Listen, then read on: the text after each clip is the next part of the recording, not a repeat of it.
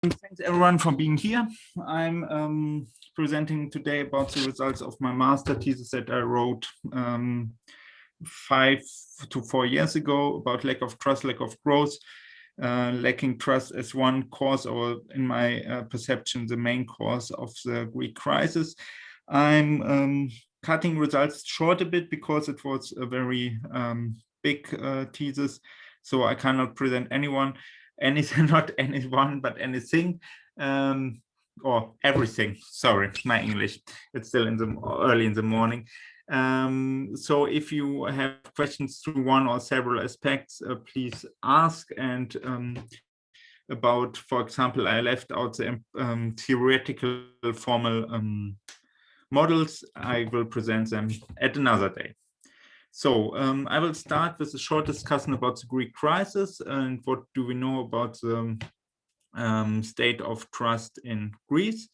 Then I will come to the point, what do we know about the the consequences of lacking trust on the economy, and what do we know about the consequences that lacking trust had on the economy in Greece.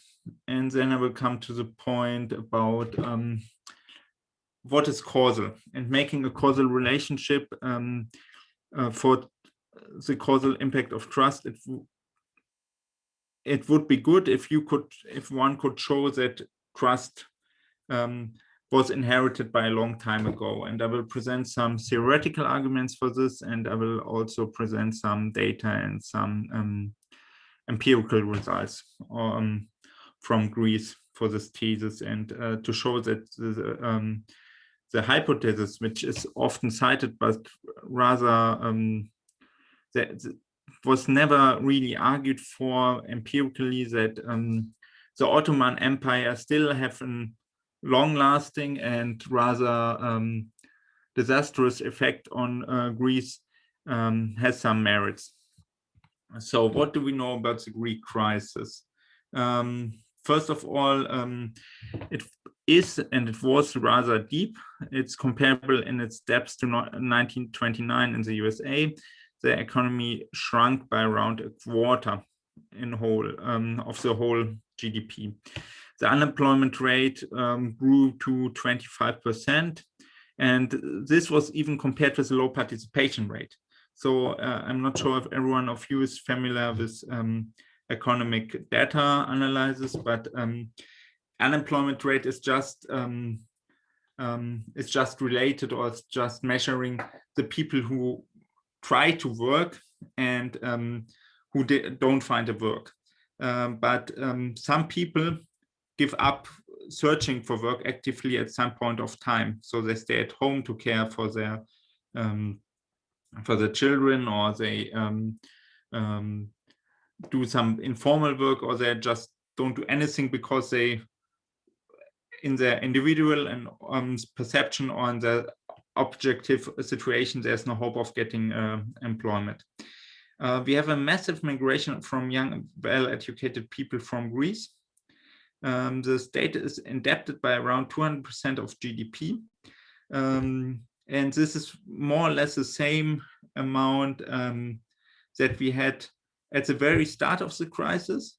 But in the meantime, we had a haircut so some debts were relieved. But still, because the economy shrunk so badly, the level of indebtedness is more or less the same amount.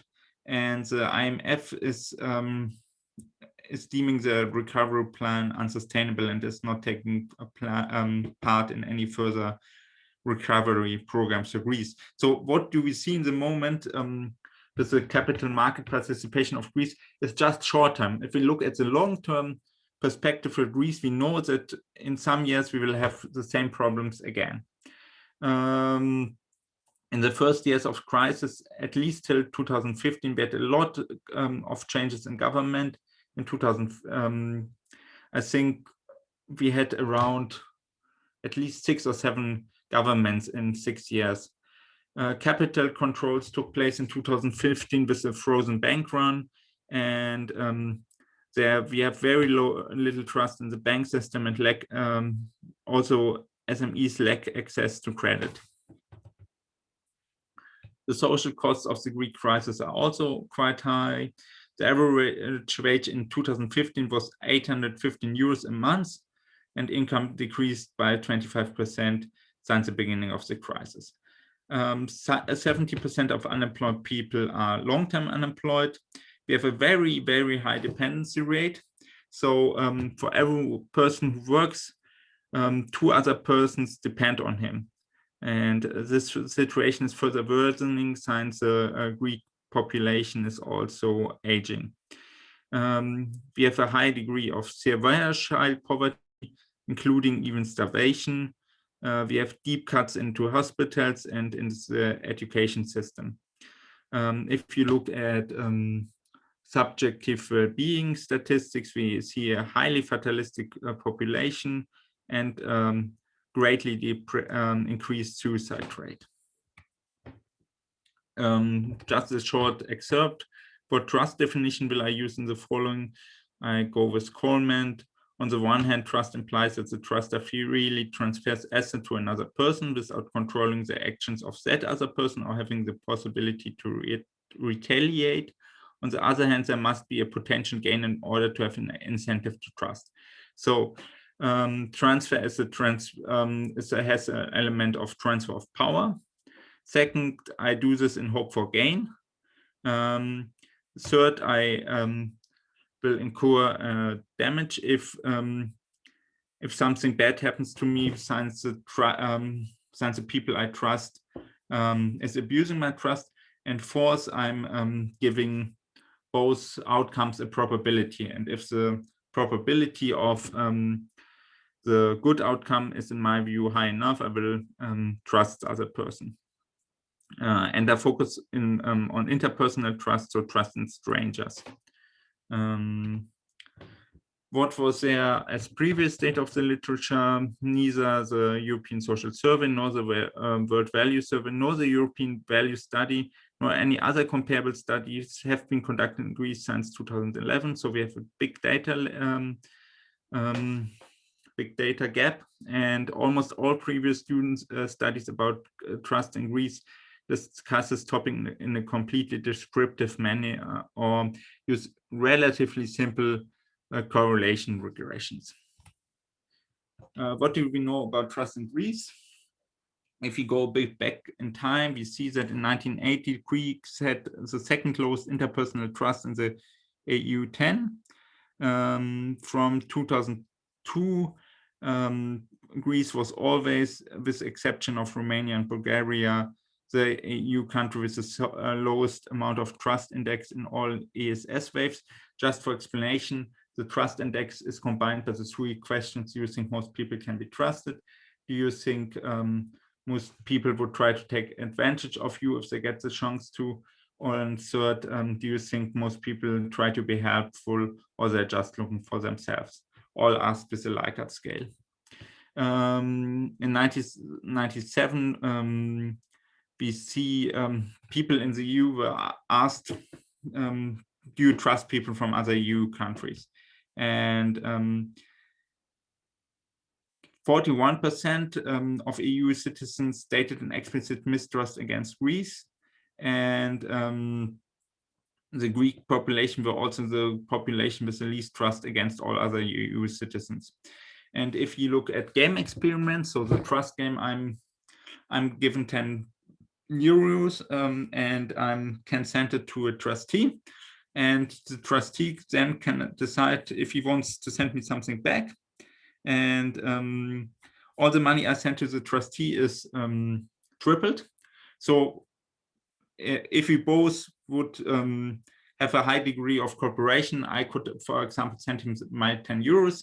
He gets 30 euros, sends me 15 back, and we both are on a very high, much higher level than before. And if you look at this game experiments, you can also add a punishment option in group games, which function similarly, but not exactly the same. But in general, we have this game experiments. And then you can also add a game punishment option for people, to punish people which don't behave trustworthiness or don't behave pro-social.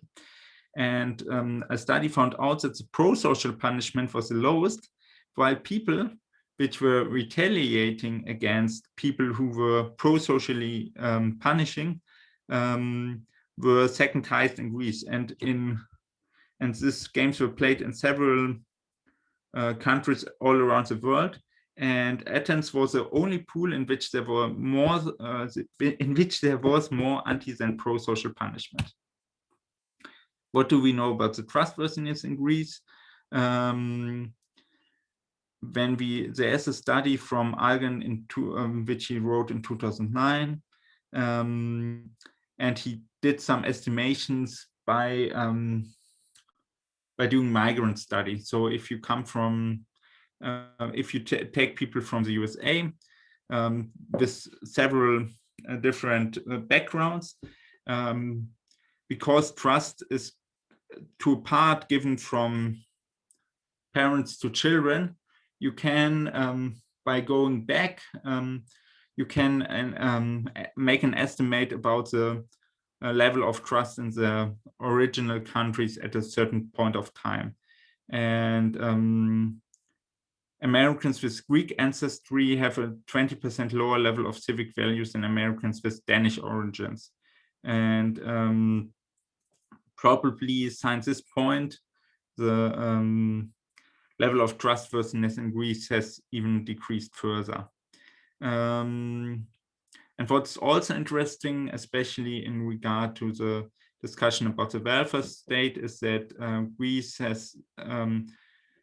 is a country which has most people confirming the legitimacy of social insurance fraud of all 17 countries in the sample.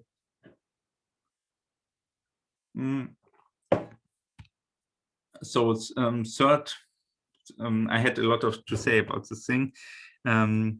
Second page about trustworthiness in Greece, and the European Commission asked people in 1919 and 1993 for parents about the values they want to transmit to their children, and Greece was the second lowest country, or the country with the second lowest value for parents naming sense of responsibility as a value they want to teach their children. What do we know about the trust in the economy? We know that trust is decreasing transaction costs, since you don't need to do so much surveillance and monitoring. And this is especially relevant for working contracts, because especially for high-skilled workers, but also for lower-skilled workers, you depend on some or even a high degree for high-skilled workers, that they more or less monitor themselves and try to be productive out of their self-motivation. Otherwise, it's very costly, or especially for experts, you're not even able to do this because they probably know more about their job than you do. Good governance is also increased by a high amount of trust, since more public long-term investments are possible. That's because if we have a model of a two-party system, and the people from the governing party, the supporters, they will think about if they make a long-term investment for the public good. And if my party is not getting elected in government again, will I be able to reap the shares of the long-term public investment? Will they be shared equally, or will the then governing party just take the gains all for themselves? And if there's a high amount of trust, we see empirically that more public long-term investment is made, since all people believe in a fair share of the gains. And also the government is better, or is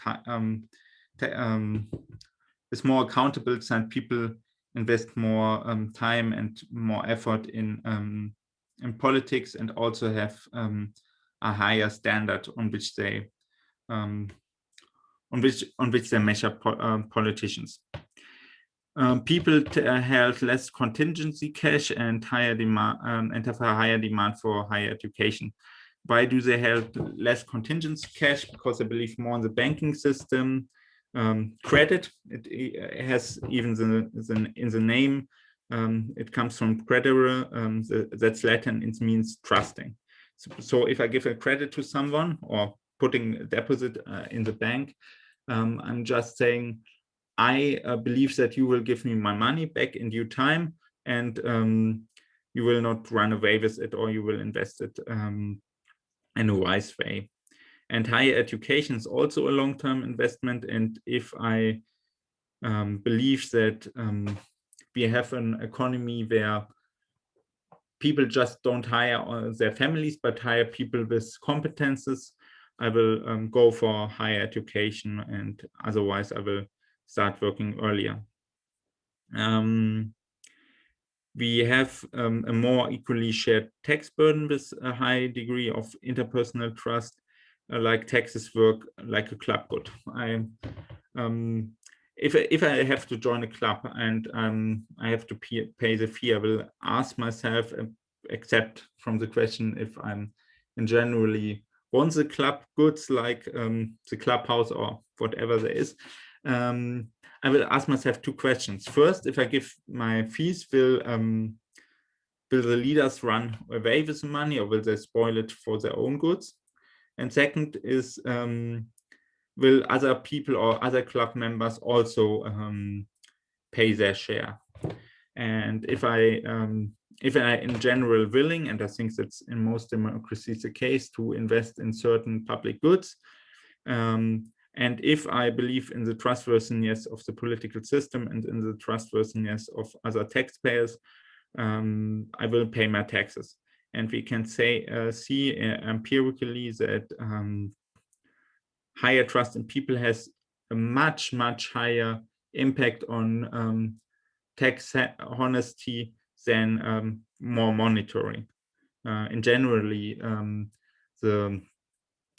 in most Western democracies, if we look at the relative danger of being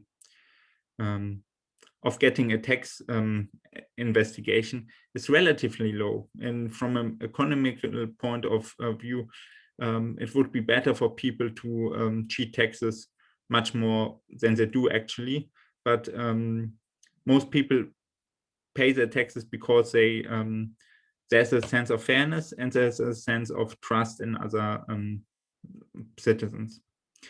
And there exist several formal, very good and very sophisticated models about the importance of trust in the economy, but I have to present them another time because they take a lot of time and a lot of charts.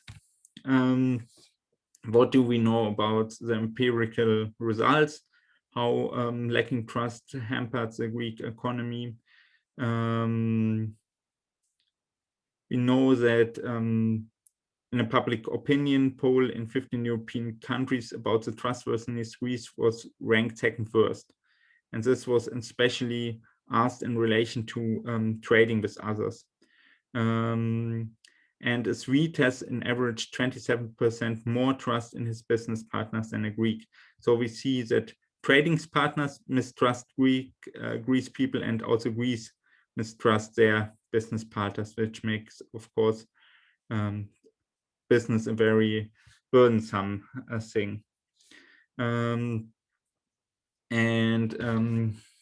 we come to another result, which is based on the intuition that unemployment benefits are more trust incentives, like employment or compared to employment protection. Why is this?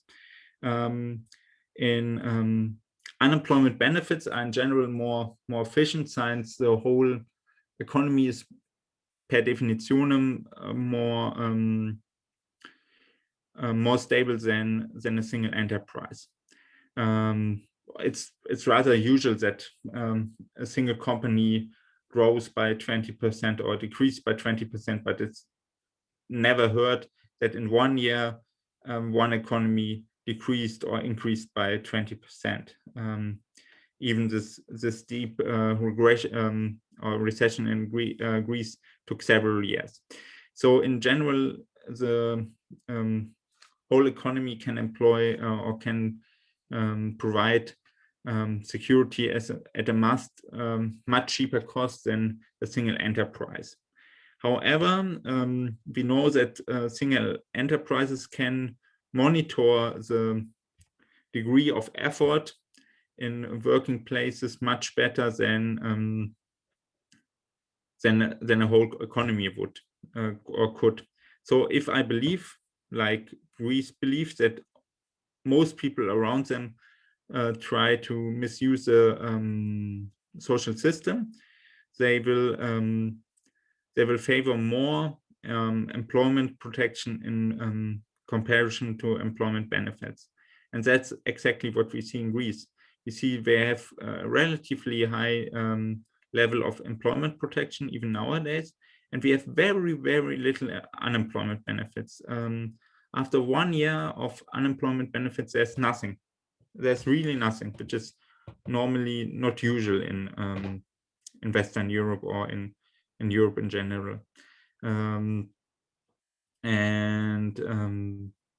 It's also hampering the Greek economy, because we know that businesses are much more adapting or much more cautious to employ people if they know that it's hard to get rid of them if you have economic crisis.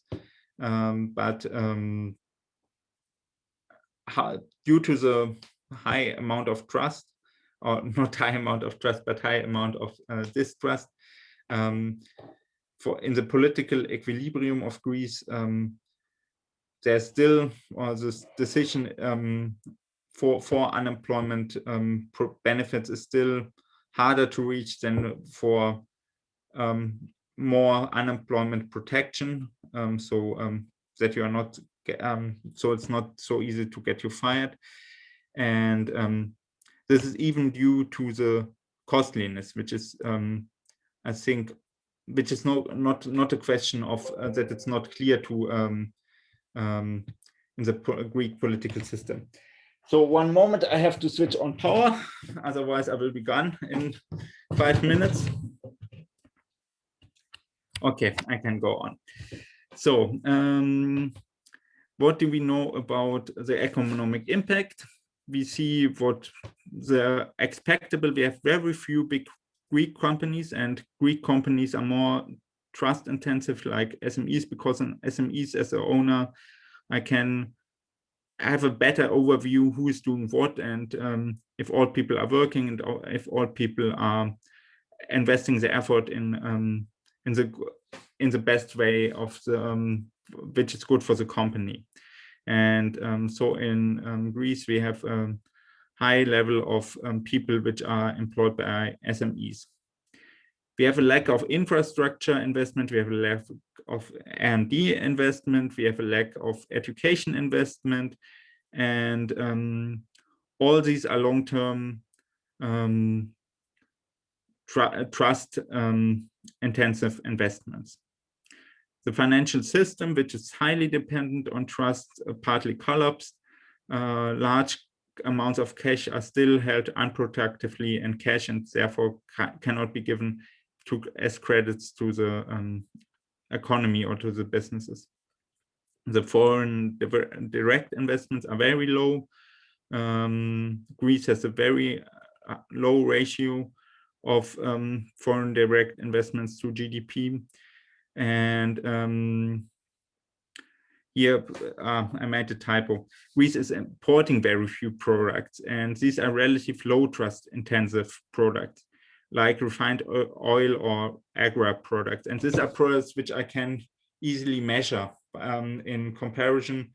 A software, I more or less have to trust on what you say, what the software can do, or at least for investment goods, I have to rely absolutely on what you say, how long this investment will do its job. And this is different for all agra products there. I can measure what is there and what is not there. And so I have to have much less trust on my trading partners. And this is much even more surprising since Greek is a maritime nation and has a long tradition of trade and is a small nation, and smaller nations normally have a much higher degree of trade in relationship to the GDP. So I think there's very convincing evidence that the low level of trust in Greece is hampering the Greek trading sector. And if you look at the taxes, like I said, paying taxes is also trust intensive, and we see that a third of VAT is not being paid in Greece, and VAT is even a tax which is relatively easy to monitor and collect. For income tax, we have a much worse situation. But even for the VAT, and therefore, because it's less trust intensive, Greece relies heavily on VAT. We see that a high amount is not being paid, and tax debts lie several times over the OECD average. In 2016, we had tax debts of 90 billion euros. The problem is increasing, so even there, the situation is not getting better, but worse. Since the beginning of the crisis, the year-end debt cases have increased by 250%. So now I've talked about what do we know about the state of trust in Greece. I've talked about what do we know about how the Greek economy is hampered by a low level of trust. And now I will come to the point, is it plausible that this trust was, or that this low level of trust comes from the Ottoman Empire? Greece was for a long time part of the Ottoman Empire. And is it also possible that trust is the cause and not the consequence of this bad economic situation? And in general, we have also sophisticated theoretical models for transmission mechanisms of trust through beliefs, through institutional values, through modern economic structure, and through a low income, which lowers the opportunity cost of monitoring. All these models I have to present at other time too, because they are also needing a lot of time to present them. So what do we know empirically about this transmission mechanism? I think the first one to make the case was Putnam in 1994, or the first popular study. And he makes a comprehensive case study for North and South Italy and shows that the existing broad gap between North and South Italy, where we also can see a trust and engagement divide, roots back to the 12th century, and he shows how a central state, which were keeping civil society low and also were spreading culture of distrust, even have consequences now.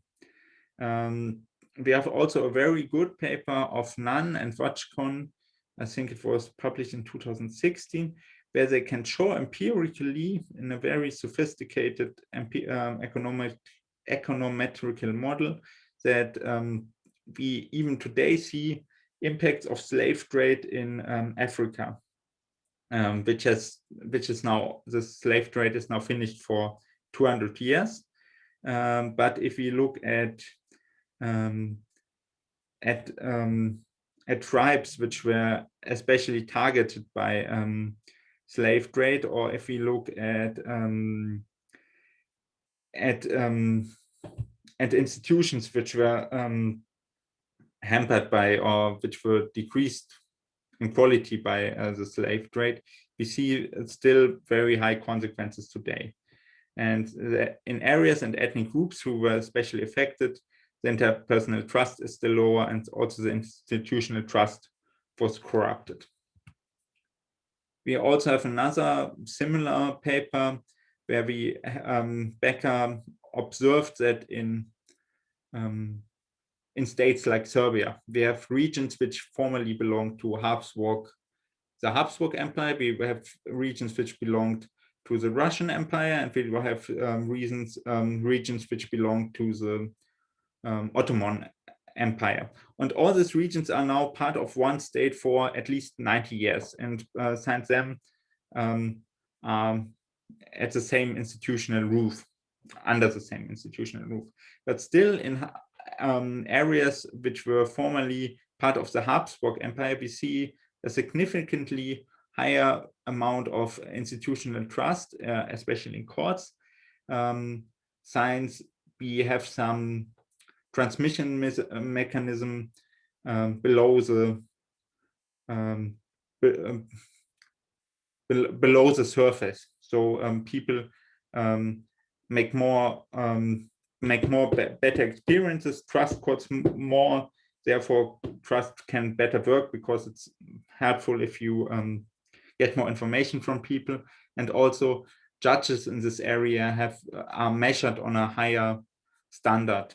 And so we still see very significant differences dating at least 90 years back. And we also see in another paper that in low trust countries, the updating of beliefs about the real trustworthiness of people is significantly lower. So even if for some degree people are more trustworthy, people in lower trust countries find it out much more slower, because at the first time they just don't interact with each other, and therefore make less experiences with each other. What do we know about the transmission of trust in Greece? We know from the Ottoman Empire that it never even tried to extend the influence of the state apart from extracting resources. And part of the Greek upper class used the system of the Ottoman state to enrich themselves by the head tax. So from this point of history, a tradition of seeing the state as abusive developed. And after the end of the Ottoman Empire, things didn't really get better, because then we had a lot of dictatorships, most of the time rather short-lived, and bloody wars and civil wars. And from the start of democracy in the mid of the 70 years, we have the populist and clientelistic rule of Ivan Topoulos, which also didn't try to implement too much good governance, but rather try to secure support from subgroups of the population. What do we know how trust developed in this period of time? We know we have data from the start of the 2000 years, and we know that Greek never had high amounts of trust, even in the 2000 years, which were probably the heydays of political trust in Greece. We see that trust in parliament was also only at the 11th place from 18 observed nations, and in 2000 years and in 2010 the Greeks finished for trust in parliaments, trust in politicians, trust in parties only on place 18 from 18 countries in the European Union. And we see we have a high amount of corruption perception index since 1996. And we also have a high dissatisfaction with democracy. However, not only citizens were not only dissatisfied with the state, but they only give very little inputs to the state. We have, for example, if you look as a proxy for to the question about the importance of environmental problems. Most Greek people say that this is a very big problem, but on the other hand, they report less activity than the EU average to engage for this issue. We have wide clientelistic networks which functioned on some rather sophisticated mechanisms, like I employ someone of your family, I give him a contract for the time of my period in power, and if I don't get re-elected, he won't get a new job. So then my whole family had to vote for this person in power to secure the job of this one person who got a job. And this was a major mechanism of securing votes in Greece. And we, of course, you see it needs to take a time go. Of course, this was also malfunctioning of the political system, but it was also somehow problematic for honest politicians to secure enough support, since people were expecting these favors from them. And we also have this low rate of tax honesty in Greece. But on this part, I'm still working to find more evidence for that people were disengaging from the state too. And so we had this devil circle of malfunctioning state who somehow dissatisfied, and the population made it fatalistic, but we also had the low engagement of citizens in the state, which made which made it harder for the state to work properly. And in my view, it's highly likely that the Greek crisis was caused by a long-time equilibrium of low trust, since we can date back anecdotally or with data always low level of interpersonal trust in Greek. We see that the austerity policies which are in place risking to worsen the situation, since they are most of the times try to reap short-term benefits, and also disinvesting in sectors like education, which are known to increase trust. And in my view, one should think about external interventions for more trust to break the vicious circle of low trust in Greece. For example, investing in civil society in Greece. Of some recommendation for case studies dealing with trust and social capital. I think we need more high quality case studies.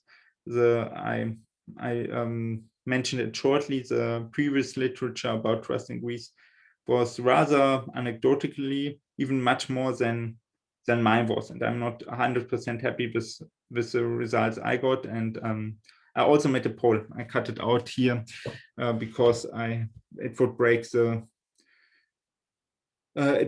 time too. But the state, there was very high awareness that trust in Greece is a problem, but the state of literature was on a low level, and I think this is also a case for other countries. And I think for economic discussion, but also for the political discussion, a historical deep dive with as much economic methods as possible would be great, to show that we are not just talking about trust as a weak thing, but as a thing which matters. And in my view, to show the causality of trust for lacking economic development in one country, you have to document the case as first step, explain and proving the transmission mechanism, and show the economic impact today. And I think in economics, we have a lot of the single steps, but we need to show the whole picture to increase policy relevance. And so thank you so much for your attention, and I'm looking forward for your questions or your comments. Thanks very much, Jacob. I might take the first question if I can. Also, we'll have questions from other people as well.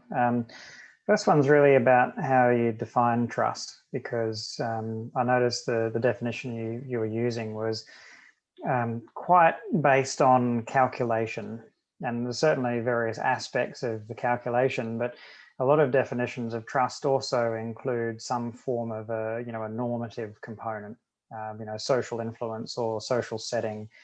Do you think that the analysis or the results in relation to Greece would be a little different if the definition of trust was a little different? To ask back, how should it be different? If we look at normal or at the normative foundations of trust, or if you look at what? Well, yeah. So if trust was a calculation and also normative, then would we understand the complex processes involved in trust, a society like Greece to be a little different? This point about the normative base of trust is not easy. I'm thinking about sometimes about these questions too, but because of course we have, especially if you're not just talking about trust calculation, but the trust behavior, we have things of optimism and risk aversion and also moral expectations which go in that. However, I think that the gap is not too big, and I think for not losing the concept of trust, we have to rely on trust as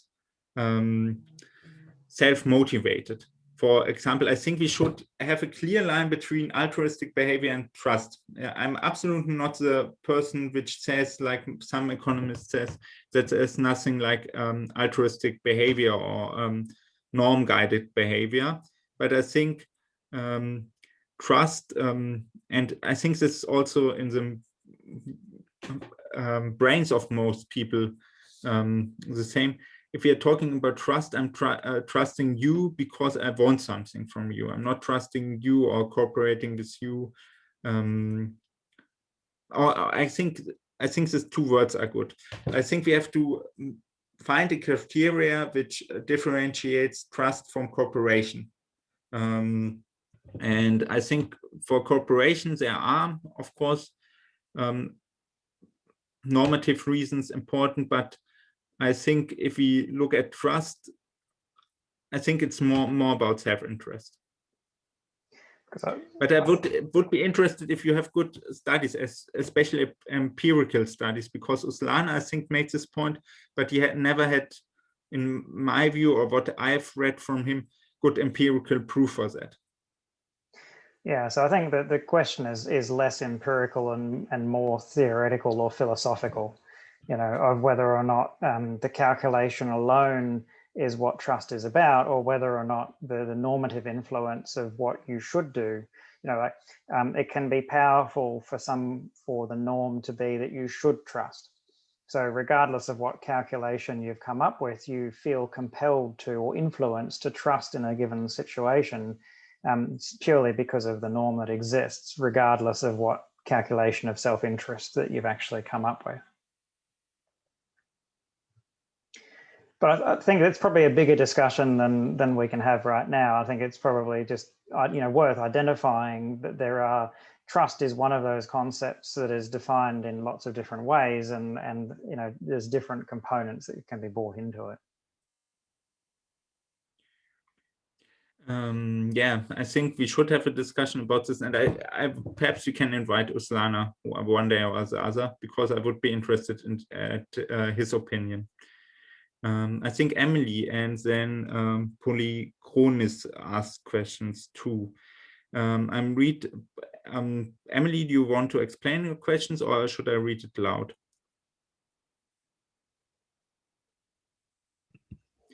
What are the other? Sorry about that. It took me a moment to unmute myself.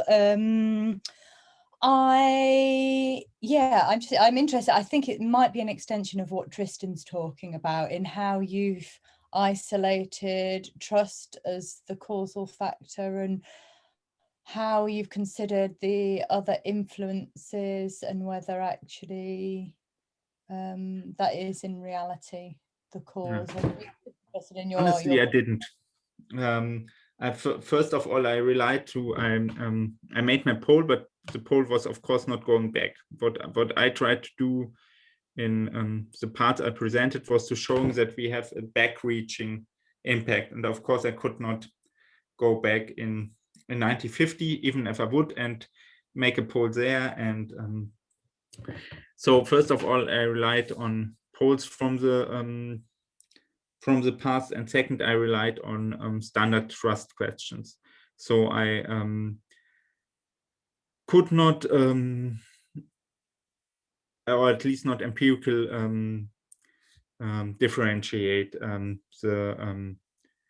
the impact of other factors on trust, and I could not also, and I've not even tried to quantify them.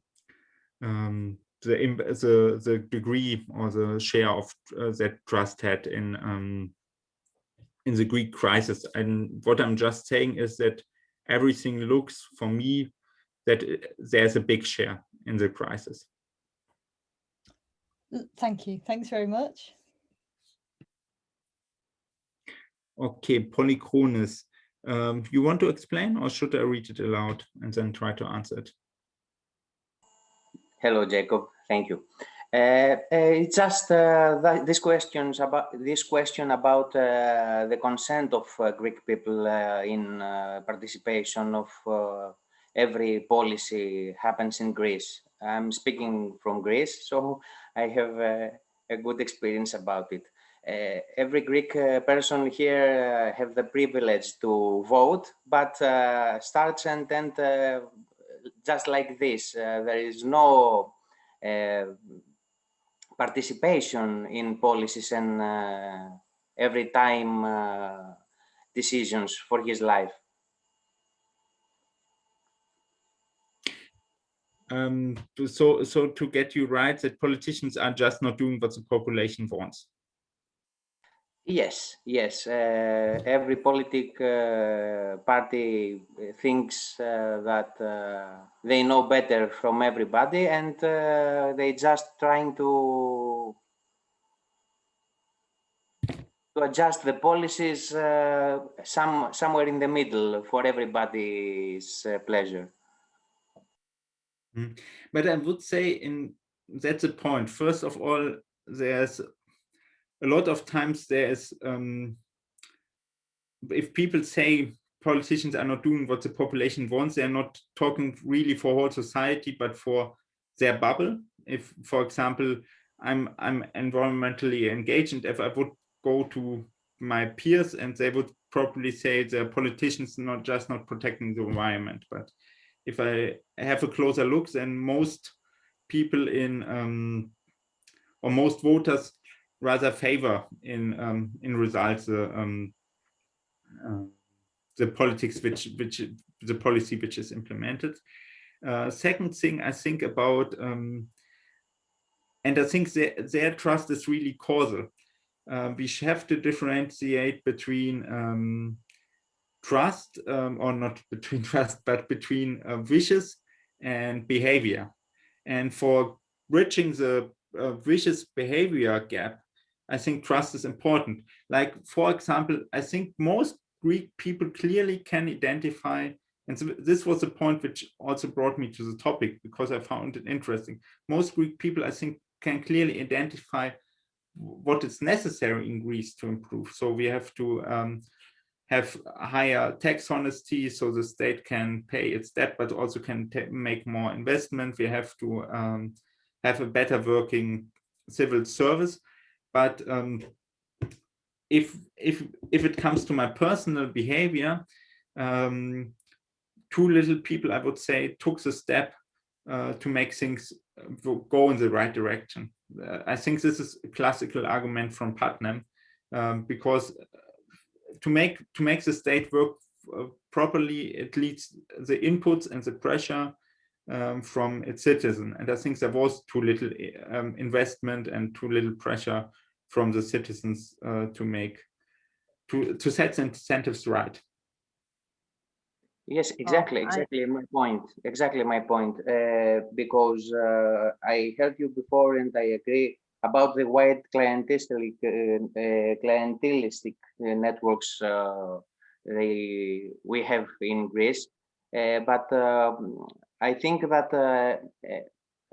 the policies must be a foundation, must be the start for the explanation to the people, to the society, why we are doing this, why we are choosing to adjust this policy or that policy every time.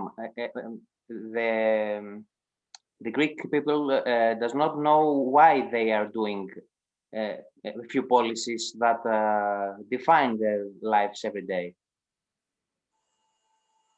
If I can interpret you, and maybe I'm misinterpreting, but yes, thank you, please, I think you are saying very rusty. no, it's not because of your English, but maybe I'm taking a step further. But I think what you're getting to is the lack of middle bodies between the people and the politician. When I'm saying that, if you vote every 4 years and then there is no connection anymore throughout the time, on what's happening, there is clearly no control by the people to what the politicians are doing. It's just too long time. People forget, information, narratives can be changed over time and so on. So there's this lack of middle bodies, which is a problem. And I don't think it's a problem just for Greece. I think it's getting a global, more and more of a global problem as people get more individualistic and, want to do things for themselves.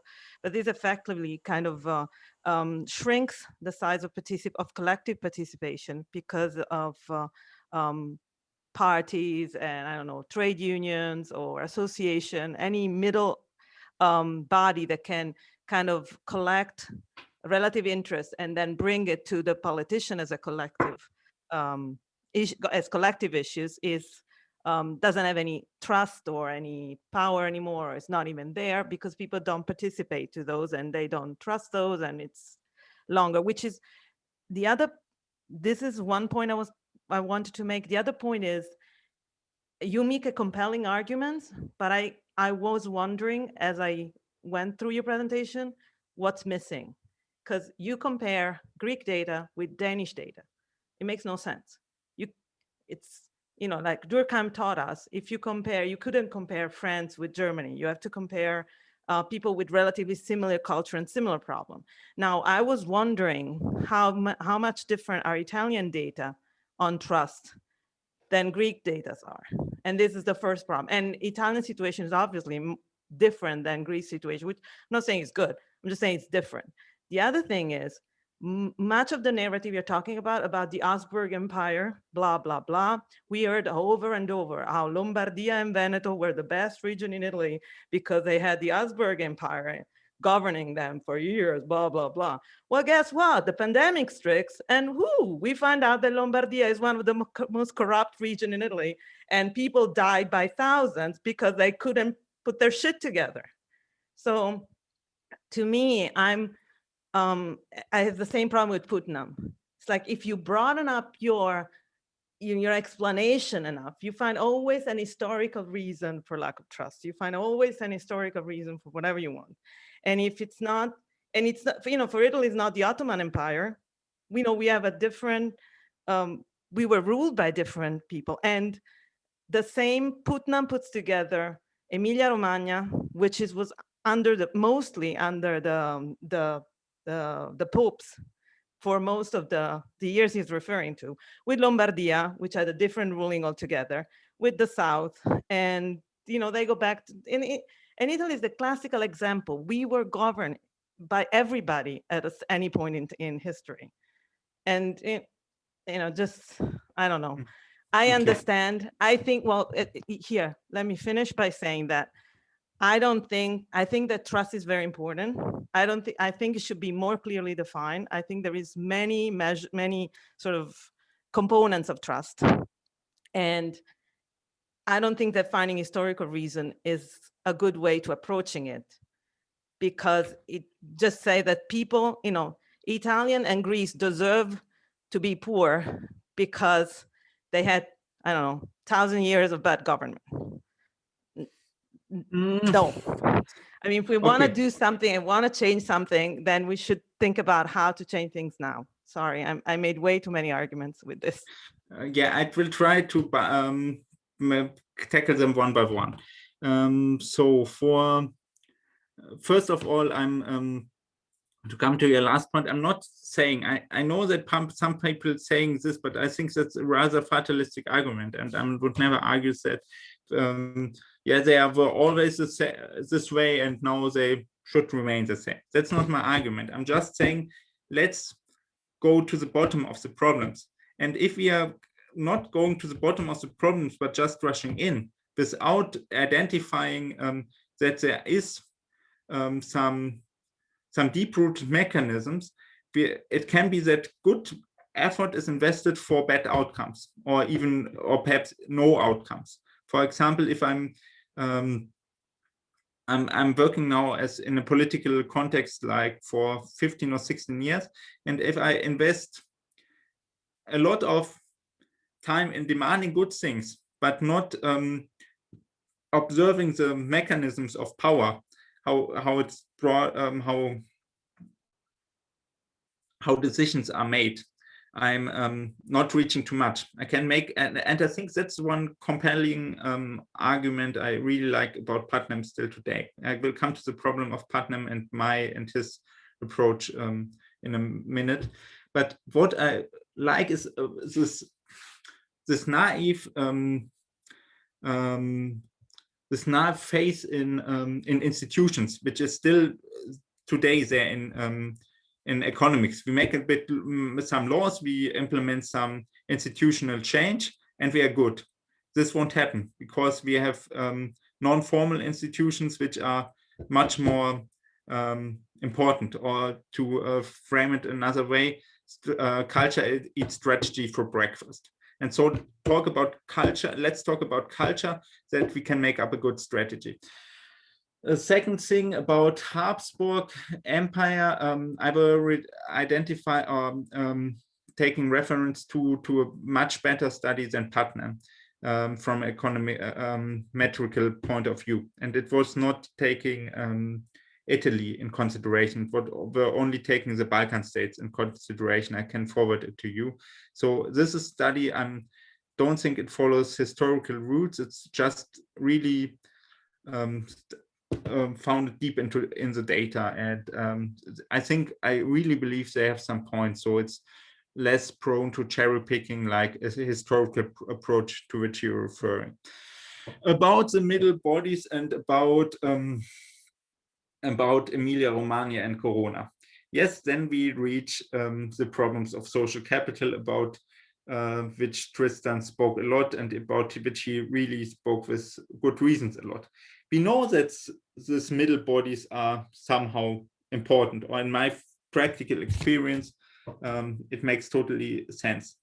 On the other hand, we know that this concept of social capital, and that's why I was referring in my presentation mostly to trust, is too broad, and that the correlations between the different components are not so strong as we sometimes believe they are. And also, that now we come to the impact, we know that that it's not working so uniformly than we sometimes believe it does. For example, I had this discussion with Tristan, I think a year ago or half a year ago, about, for example, New Zealand, Australia, which were not able to tackling the wildfires, but then were able to tackle the corona pandemics, in comparison to Sweden, which has a high degree of trust and is normally on the top of social innovations, but were able to manage corona. So I agree with you that it's a problem. I don't have or I don't have a solution. I'm still searching for the solution, for identifying the underlying mechanisms more clearly. But to end positively, perhaps these variations can also be a sign about the possibility to change things. So we are not stuck in this long-term mechanisms, but there are always opportunities to get in and change things for the worse, but also for the better. Okay, there's a question. You also yeah. That's me from the Globe project. Sorry, I've been flicking through it while I've been listening to you. I'm not multitasking. Just wondering what your impression is of, because here in Australia, we sort of teach a lot of cross-cultural issues, etc., and looking to the Globe project for explanations between different cultures. And so I actually direct people to have a look at the Globe project because it's actually a worldwide one. But I was wondering, what's your view on the Globe project? Because it's actually here, it's measuring culture and trust. And it's got trust and trustees, etc. It's got 18 metrics on trust and 92 on leadership. So what you're thinking about what the results that they come out with will be, like how useful they'll be? Jacob? I've not heard about the Globe project, so this is very interesting for me. Generally speaking, I'm think we need more data, and we need more high quality data, especially for developing countries. Science for the developed countries can normally take their own data, but for countries from Italy and Greece below, coming to the question of Laura, unfortunately, I try to make the comparison between Greece and Italy, but unfortunately, when Greece was in the European Social Survey, Italy was not, and vice versa. So we have data gaps in relation to them. So we might like to have a look at the Globe project, because it's really quite fascinating. It's 150 countries. We need more data. Yeah. And we need, just to make this point, it would be very useful. I have to look how they're conceptualizing trust, and then we need surveys which are good implemented. Since we have, I think that's a problem for probably all literature, but it's definitely also a problem for social capital and trust literature, that a lot of polls and experiments are poorly implemented, and so their results are not comparable. That was speaking on the site. I made a poll. I got a budget, and I asked the survey institute to do it, and they fucked it up. So I'm not working too much with this data, but a lot of this data, which was produced in a similar way, is referred in literature. And I think this is bloating the literature unnecessarily. So first of all, we need good implementation. And second, panel data would be great. Because in the moment, and Globe project, only if they, or Globe project sounds a bit like, for me, they're doing cross-country studies, and they are always asking other people, and this is very helpful too. But what would be even more helpful if we would ask the same person in 2 years time difference again and again and again, because then we could see much more variation on the individual level, where we have a big gap in the moment. It's such a big project that it's actually, the last time it was done fully was 2004. So, but it's an interesting one. And the question then becomes, how much does all of this explain about individuals, etc.? So when you've got a multicultural country, you've got to sort of say, well, culture only explains a certain amount of what's going on. So, but yeah, it's all fascinating stuff. I hope this is leading to a PhD in similar area. Yeah. You're currently enrolled there? No. I'm currently enrolled in my PhD, and in the moment, because honestly, I would really like to do research about Greece and getting deeper and into the data, but since I found out the last time that it's hard to collect own data, I tried in my PhD, because I'm trying to, it's my strong plan to continue my research after my PhD. So in the moment, I'm saying I will write my paper about inequality and trust and about things where there's data which I can access easily. And after I finished my PhD and have some reputation, then I will jump in the risky waters of collecting deep data again. And also I have some ideas about making a random control trial in Greek, and I think Greek would be perfect because we have some, for example, the Ionian Islands, where we could identify some causal effects because they were under the leadership of Venezia, which had a better rule of law than the Ottoman Empire, but not for now. No, okay. Thanks. I thought I'd just mention that about the Globe project, because it's perfect. It's something I Thanks. use all the time, and I'm anxiously waiting on their results coming out to see what it says in a multicultural society. Okay, Tristan asked and Taylor asked. Taylor, do you want to make your question? I will come to the question of Tristan later. Yes, I find it kind of problematic, your notion of trust, as a way of conceptualizing the issues you've presented. There's a lack of conflict and resistance theories in your account. For example, you cited the Ottoman Empire and the way the Greeks responded, and I would have thought, it would be obvious that they were resisting. It's a form of resistance rather than issues to do with trust. And you also to try to use social, psychological, or interpersonal analysis to what you presented, I find it a bit problematic, as Laura actually demonstrated in terms of the different imperial experiences that certain regions have experienced, and the dominant leadership and the way they then responded to a crisis like coronavirus, kind of highlighted the whatever prevailing myth about the community. So this is also related to where I think Tristan has suggested, in what ways can leadership influence society's trust? So for me, it is about the nature of the dominant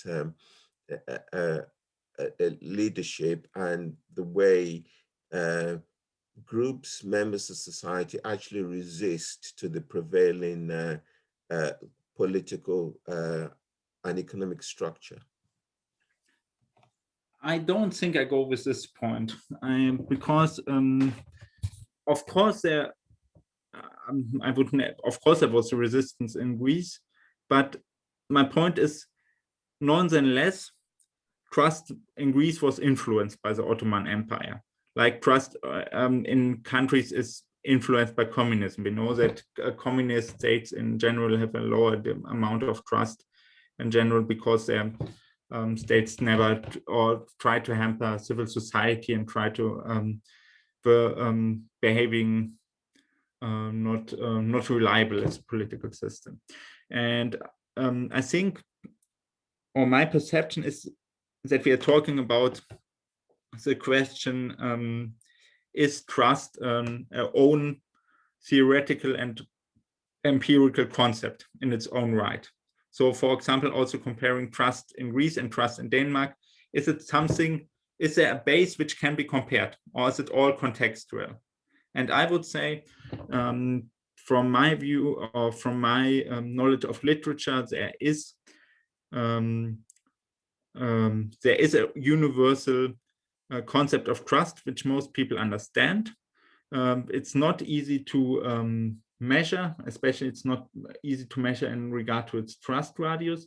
And it's, of course, it's varying on the situation, but there is an underlying fundament. So I would say, and don't take the numbers, it's just an example that, for example, the situation or the personality might, for example, influence the trust behavior or the cooperation behavior for 20%. The situation defines it for 40%, and the rest is the general amount of trustworthiness in the society. And I think if we look at most, or at the literature, you will find that this is empirical, a quite reliable concept.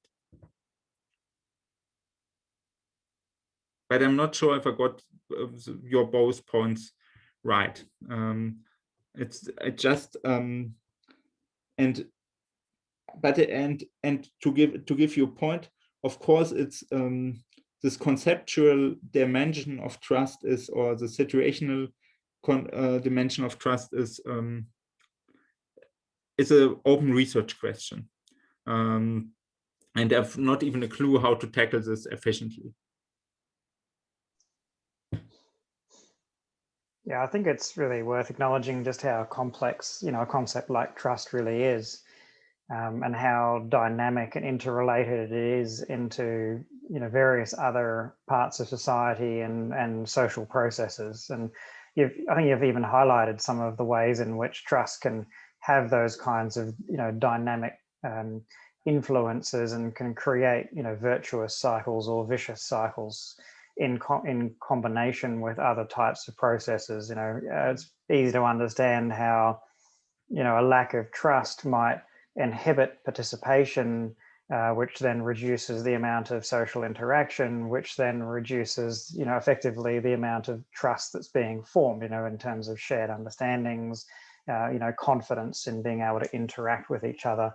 And that changes both, from my point of view, the calculation and the norm as well. So, you can see how it's incredibly dynamic. It's almost certainly is tied to the kinds of historical and cultural, factors that you've identified. There's almost certainly a relationship there, but it's also, must be relatively dynamic in the way in which people interact to create and recreate the types of shared understandings that influences the nature of trust. So it's both. It's historical and it's dynamic, and it's hugely influenced by a whole range of processes that are constantly, working upon themselves in dynamic, feedback loops, basically.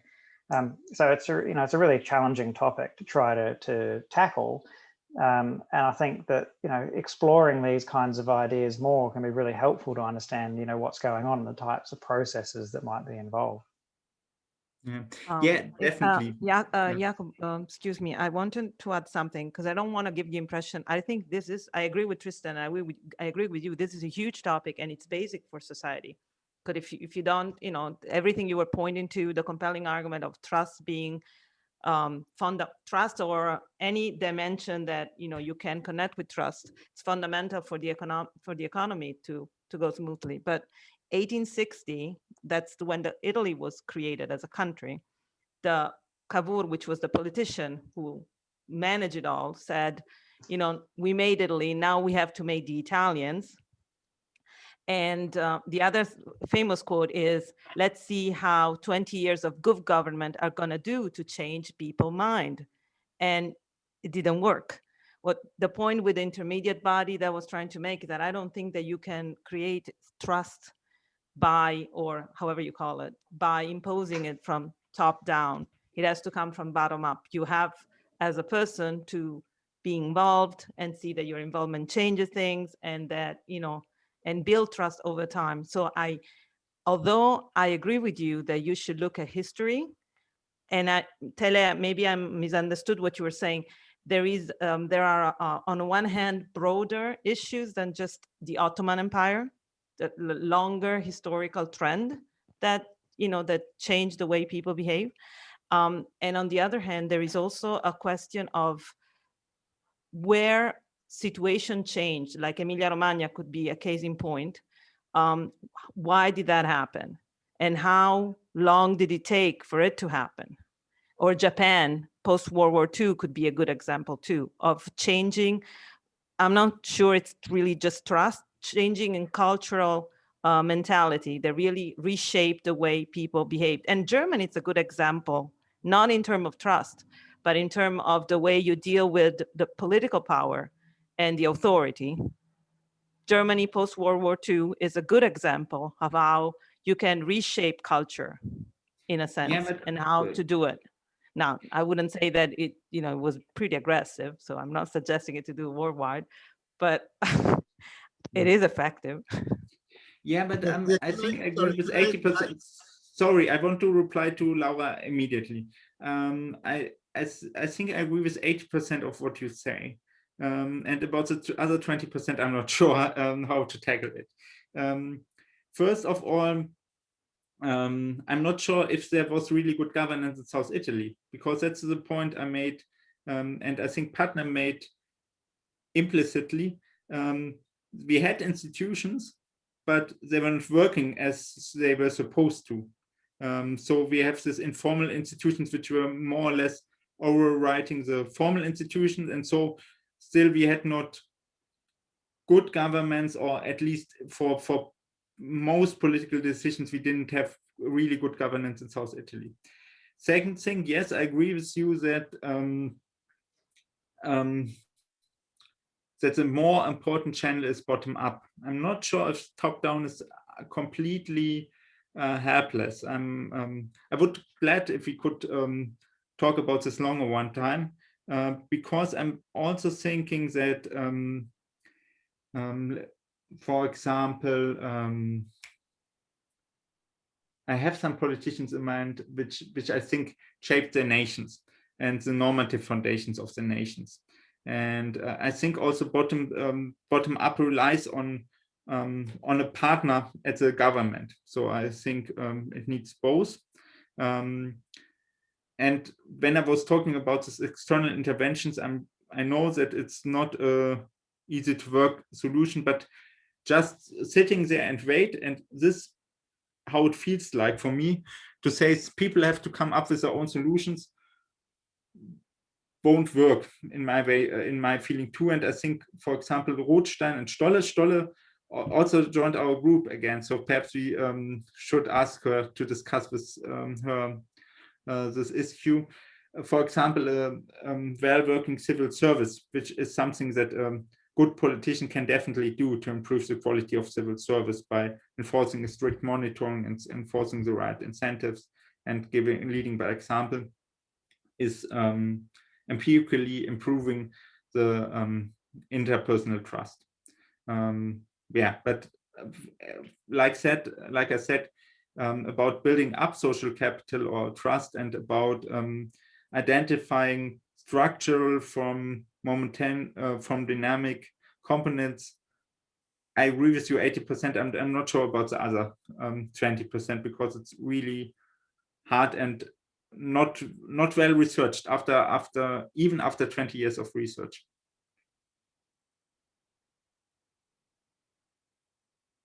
Tele. Yes, this is really in response to Laura. I was wondering, perhaps the issues Laura is alluding to is about political participation and citizen control. That the more people are, groups and communities are in control of their lives, that is likely to, one of the outcomes will be trust, but trust will not be the primary goal as such. That it will not be the primary driver to, to create a more, responsive communities. It was interesting you said that the relationship between politicians and the electorate in Greece is a kind of a transactional one. That okay, if we get in power, we will give you contract. So it's again, it's a kind of some kind of interpersonal relationship, which isn't about for the interest of the community or the interest of the country. So it becomes a very like Trump, transactional relationship with the 1% of those who who are literally controlling the country in terms of corporate transactional relationship, and they use their various mechanism to including the media to encourage citizens to vote for them, even though it's based on lie and disinformation.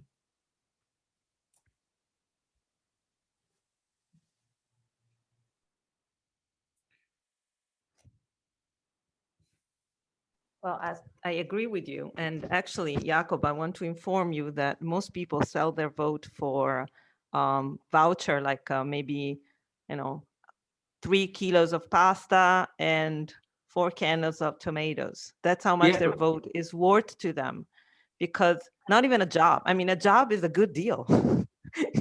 Not that I sponsor that, but we're not even at that level yet. In some area in Italy, that's literally what a vote goes for.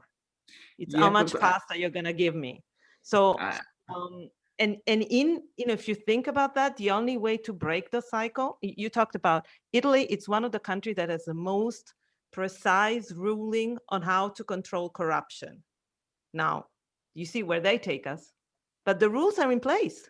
I mean, they're strict, and there is a strong, if you get caught, you have this incredible high punishment, but it all based on the idea that you can get caught, and that if you get caught, you'll be sentenced. And it's very hard to think that a system like that can be changed from the top down. And also, my husband is advocating for a test, an IQ test before you vote, because he thinks that this general idea that everybody should vote and decide for everybody else is bullshit. That's how people are getting to, because most people don't sell their vote. But in fact, if you control a certain amount of vote in certain areas, we saw it over and over, in the States, by breaking down the electoral regions, you can effectively decide who gets elected over and over and over again. So I understand where you're coming from, and I don't say, and I don't have enough data, so I wouldn't even want to argue about this, because it's my impression based on the fact that I live here, which is not very good starting point. I don't think. Well, but you see only your reality, and I agree with this.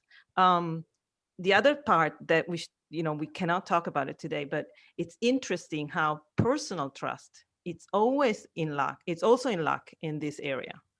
How it's not just this, you would expect, I don't trust institution, I don't think outside me, but I will trust my neighbor, my friend, my family. And in reality, that's not the case. If you go on the ground, that's very interesting how that's definitely not the case. But there we come to the point which I try to make. I should have worked a bit more on making this clear on the presentation, that we have transmission mechanisms which run from political system to individual level and vice versa. And because the political system is also damaging the interpersonal trust, we also don't have the capacities to build these middle bodies, for example. And I think trust somehow works as a bridge for making these transactional policies a bit more long-term, like not selling my vote anymore for 2 kilos of pasta, but selling my vote for the promise that you will do this and this for our community. And So I think I forgot my point, but I think trust as a bridge is important for making a transactional policies work. I have to leave anyway. Sorry, I have another meeting now. But was very interesting discussing with you, and I hope we can continue it another time. Yeah, absolutely. Thanks very much, Jacob. Okay, then see you all. Bye-bye. Okay. Bye, everyone. Next session's in, well, about 10.5 hours if you'd like to join us. And the details are on the Facebook group and on the website. Thanks. Okay. Bye. Okay. Bye, everyone.